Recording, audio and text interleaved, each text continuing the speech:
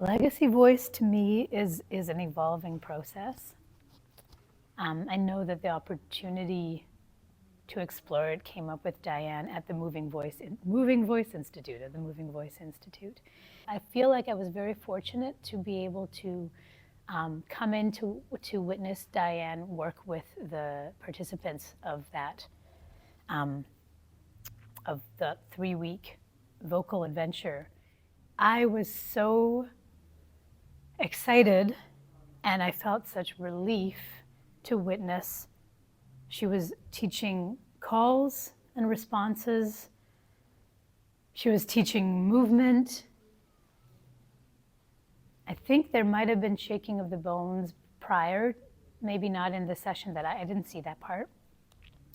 But what I saw is when we can be, when these kids have permission to be more of who they are in this moment, which necessarily means in the future and in the past, when they can galvanize those big words, like Diane's approach made it so that those young people had to work less hard to find the story of that size, those words, that rhythm. And it became theirs, and it became that the storytelling of that became a communal activity with the folks that were in the group. And that was not how I've experienced most of my theater training.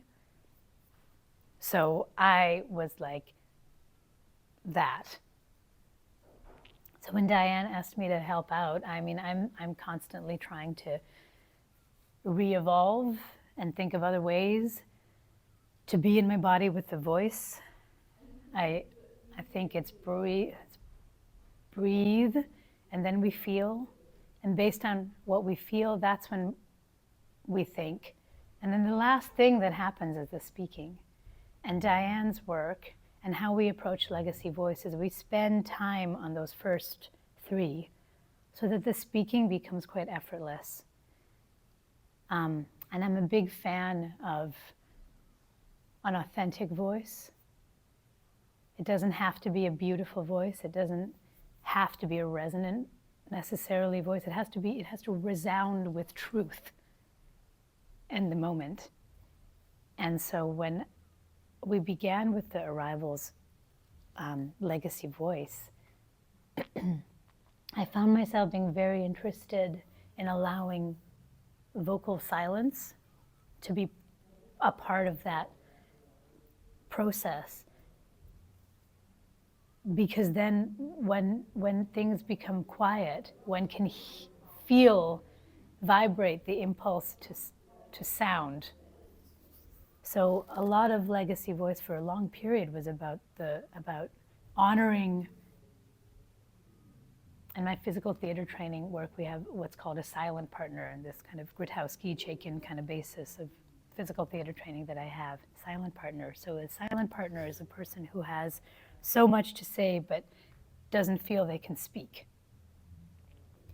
And I think for me anyway, one of the realities of being given the opportunity to take up space and to speak is one would think like, oh, I never got that chance. Now I got it, blah, but that's not what happens. The body has a whole bunch of other experiences first.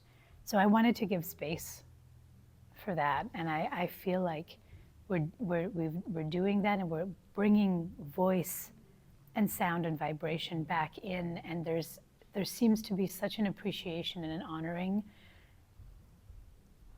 of sound that is truthful, and so non-performative,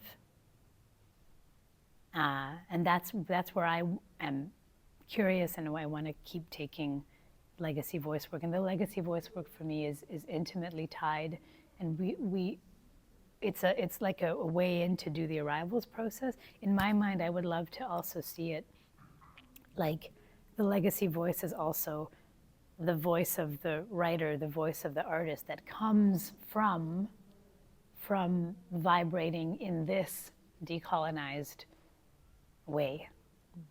That's a hope that I want to see evolve, yeah.